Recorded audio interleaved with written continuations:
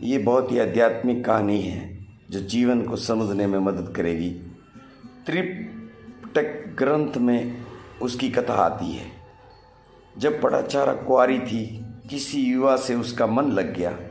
माँ बाप के न चाहने पर भी उसने उसके साथ विवाह कर लिया, जैसे आजकल की लड़कियां करती हैं, और श्रीवास्ती नगरी से दूर प्रांत अपने पति के साथ रहने लगी।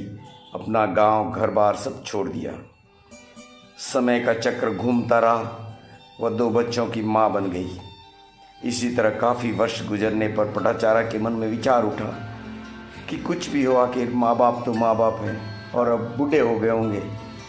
अब मैं अपने परिवार के जनों से मिलूं, माँ बाप से माफ़ी मांग लूं, आशीष ले लूं, उन माँ बाप को रिझा लूं, शायद मना सकूं। ये निश्चय अपने मन में दृढ़ कर पटाचारा अपने पति और 2 बेटों के साथ श्रावस्ती नगरी की ओर चल पड़ी।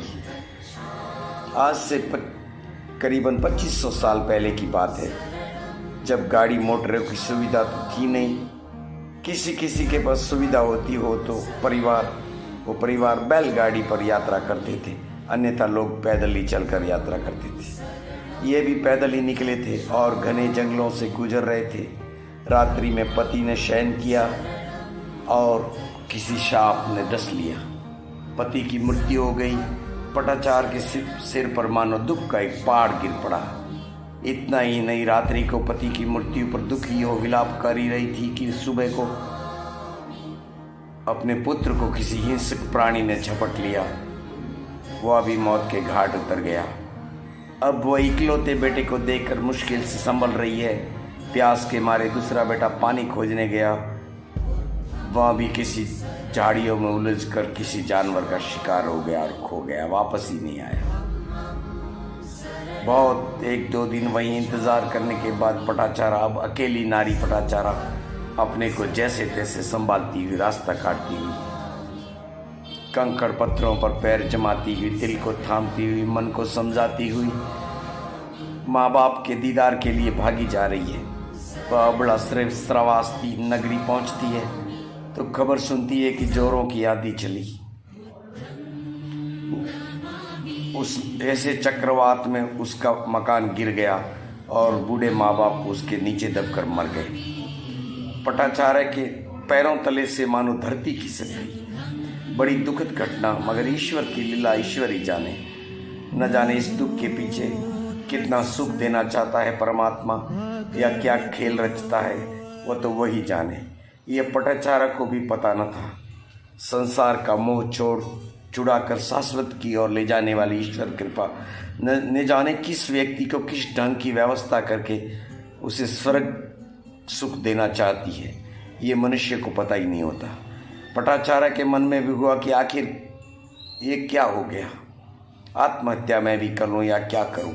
जिस पति के लिए माँ बाप को छोड़े, उस पति को सांप ने डस मारा।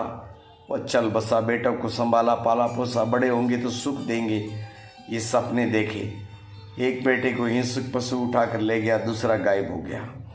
इतना सब दुख सहते सहते भी माँ बाप के लिए अपने गांव आई, मगर उस गांव में आई विपदा ने मकान गिरा दिया और माँ बाप दब मरे। क्या यही है जीवन? क्या यही है जीवन की कहानियाँ? क्या यही है हमारे मानव जन्म की उपलब्धि? पटाचारा की अशांति और वेदना और विचार तीनों का द्वंद्व शुरू हुआ। वह दुखी मन से किसी तरह बुद्ध के पास पहुंची।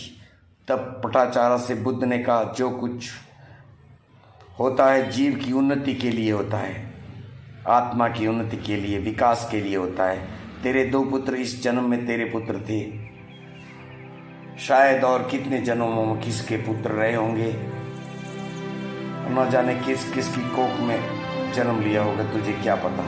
तेरा पति इस जन्म में तेरा पति था, परंतु हजारों बार न जाने कितनों का पति बना होगा। पटाचारा, तू इस जन्म में इस माँ बाप की बेटी थी, परंतु अगले जन्म में तेरे माँ बाप कौन हुए होंगे, कितने माँ बाप बदल गए होंगे, ये तुझे पता नहीं है। ये जन्मों जन्मों की यात्रा है। शायद यही पता दिलाने के लिए परमात्मा ने ये व्यवस्था की हो। जगत की नश्वरता समझाते हुए बुद्ध ने पटाचारा को उपदेश दिया बुद्ध से दीक्षित होने के बाद पटाचारा ऐसी भिक्षुणी बनी कि उसने एक बार महिलाओं के बीच प्रवचन किया और उसी एक प्रवचन से प्रभावित होकर 500 महिलाएं साध्वी हो गई। कहाँ तो जीवन की इतनी भीषण और दुखद अवस्था और कहाँ बुद्ध का मिलना। और पटाचारा ऐसी भिक्षुणी हो गई कि 500 महिलाओं एक साथ भिक्षुणी बनी। सत्संग में आज भी उसकी चर्चा होती है। अब हम समीक्षा करें तो पता चलेगा कि हर दुख के पीछे कोई नया सुख छिपा है और हर सुख के पीछे दुख छिपा है। हम इतने अनजान हैं कि दुख के भय से दुखी होते हैं रहते हैं और सुख के में बावरे बने होते हैं। सुख और दुख को अगर ठीक से समझा जाए तो सुख और दुख दोनों हमें जगाने का काम करेंगे, मगर आपको बोध न हो तो आप कभी समझ नहीं पाएंगे। यही है जीवन की व्यथा।